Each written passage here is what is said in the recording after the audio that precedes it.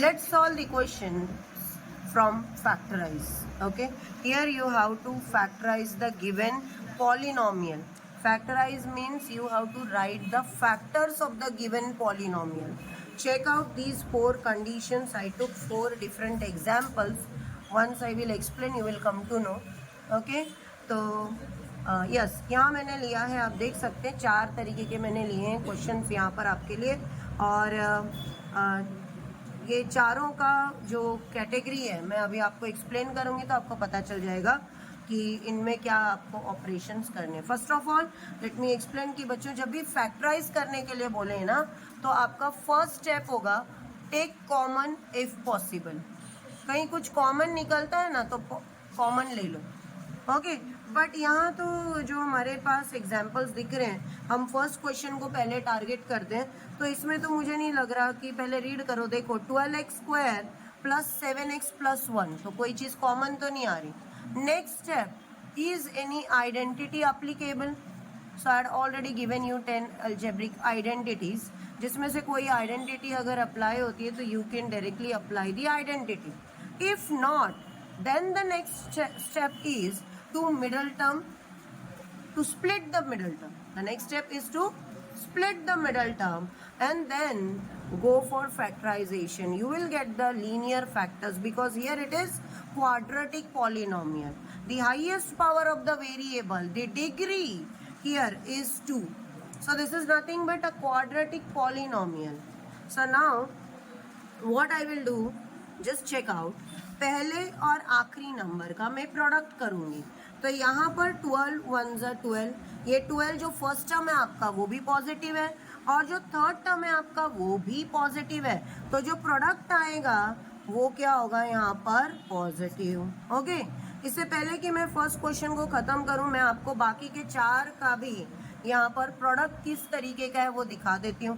तो second question को देखिए, यहाँ पर भी 12 पॉजिटिव है प्लस 1 है, तो जो फर्स्ट एंड लास्ट टर्म का जो प्रोडक्ट आने वाला है वो यहाँ पर भी पॉजिटिव है और पॉजिटिव में प्लस 12 है। ठीक है, तो यहाँ पर भी it is plus 12 and in the second question also it is plus 12. These are the 4 varieties.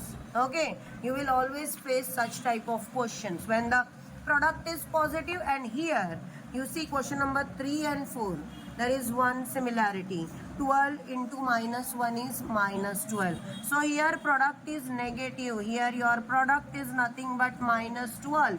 In question number 4 also you will see the product is negative, यानी कि प्रोडक्ट क्या है बच्चों माइनस 12, 12 इंटू माइनस 1। ठीक है, तो अब देख लेते हैं, यहाँ पर वापस आते हैं हम, और अगर प्रोडक्ट यहाँ पर प्लस 12 है, ओके, प्रोडक्ट क्या है पॉजिटिव, तो जो सम आपको देखना है मिडल टर्म को स्प्लिट करना है, राइट।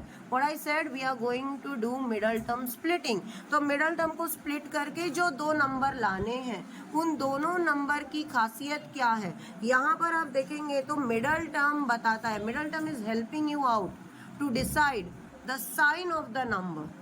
ओके, क्योंकि जब प्रोडक्ट पॉजिटिव होता है ना बच्चों, तो जिन 2 नंबर का जो मिडल टर्म स्प्लिट करके आपको 2 टर्म्स लाने हैं वो दोनों के दोनों या तो पॉजिटिव होंगे या तो नेगेटिव होंगे।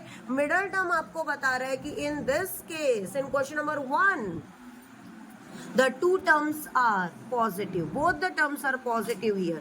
Let's move on to question number 2. Okay, we are solving all the 4 simultaneously क्योंकि आपको चारों कैटेगरी अच्छे से समझ में आए बच्चों। तो यहाँ पर आप देखिए सम ऑफ दोज 2 नंबर्स, आपको देखिए जब प्रोडक्ट जिन 2 नंबर को आपको लाना है मिडल टर्म के बदले आपको 2 नंबर लाना है, वो दोनों नंबर का प्रोडक्ट पॉजिटिव है, बट वो दोनों नंबर आपको तो पता है plus into plus plus, minus into minus is also plus, तो यही वजह है। बट मिडल टर्म यहाँ कह रहा है कि ये ये जो 2 नंबर आने वाले हैं दोनों के दोनों क्या है negative. Now just think of the number, ऐसे नंबर बताइए जिनको प्लस करेंगे तो 7 आता है और मल्टीप्लाई करेंगे तो 12 आता है। 2 नंबर बताइए 4 and 3, very good.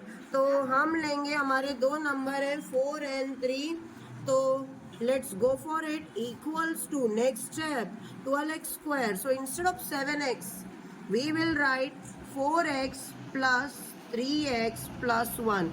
This is how we split it up the middle term. 7x एक टर्म था, उसके बदले 2 टर्म आ गए.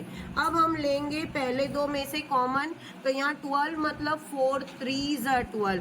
यहाँ पर आपके पास 4 है तो एक 4 कॉमन आ जाएगा. x स्क्वायर मतलब you have 2x and here only 1x is there, so 1x will be taken common out.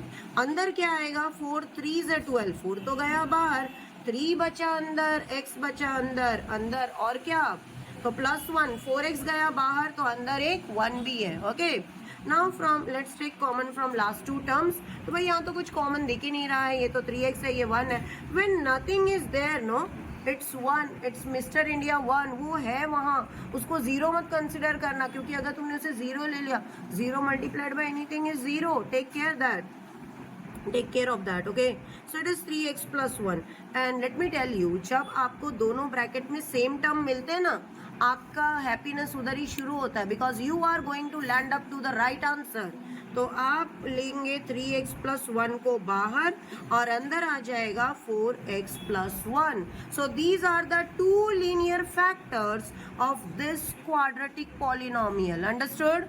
Now let's move on to the second question. यहाँ पर भी हमें 2 नंबर चाहिए, बट यहाँ पर वो दोनों नंबर नेगेटिव है जिनको माइनस माइनस होता है प्लस साइन माइनस की. Understood?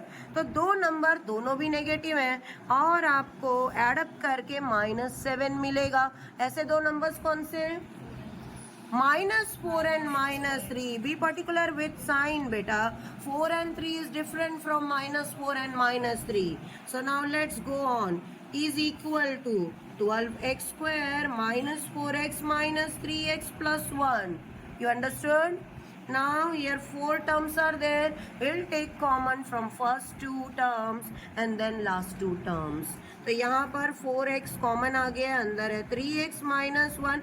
Now be careful. From the last 2 terms you are taking out minus sign common. Whenever minus is outside the bracket, अंदर का sign change होता है, यानी कि 3x minus 1. And as I said, if you are getting both the terms in the bracket same, then your happiness begins there itself. Your answer is correct. 3x minus 1 and 4x minus 1. Understood? Now let's proceed for question number 3. 3 and 4, you see product is negative. Product is negative. It means one of the term is positive and the other is negative. एक plus एक minus, बराबर है. कौन होगा plus, कौन होगा minus? Middle term is helping you out. Middle term कह रहा है, देख बेटा, इसमें से जो भी होगा बड़ा उसके पास होगा मेरा साइन. ओके, तो यहाँ पर मिडल टर्म के पास माइनस साइन है, तो जो भी बड़ा नंबर होगा उसको हम माइनस साइन देंगे. जबकि क्वेश्चन नंबर 4 में देखिए मिडल टर्म को पॉजिटिव साइन है. इसका मतलब जो भी नंबर बड़ा होगा उसको हम पॉजिटिव साइन देंगे. समझ गए आप सभी लोग? चलिए, तो 2 नंबर बताइए मुझे जिनका प्रोडक्ट नेगेटिव -12 होगा. डेफिनेटली 4 3 12 है, बट अब की बार कौन माइनस कौन plus?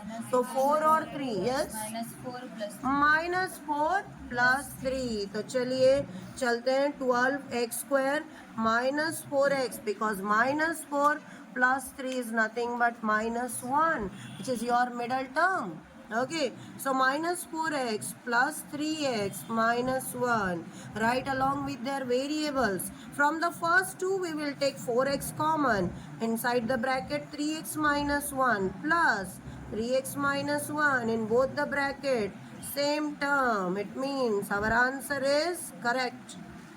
Okay, be very particular with sign. तो यहाँ पर हमारे 2 टर्म क्या होंगे? +4 -3, क्योंकि मिडल टर्म के पास होती है हमेशा बड़े नंबर की साइन. तो ये है हमारा +1. Now let's proceed. 12x square plus 4x minus 3x minus 1. पहले 2 नंबर से हमने 4x को कॉमन ले लिया, अंदर आता है 3x plus 1. Now as I said, be very careful when you are taking minus sign out. अंदर के साइन बदल जाते हैं. 3x plus 1 यहाँ भी वहाँ भी ले लो बाहर, अंदर बचता है 4x minus 1. So here we got the answer for all the 4 questions, and just watch out this again and again till you understand it better. Okay, that's all.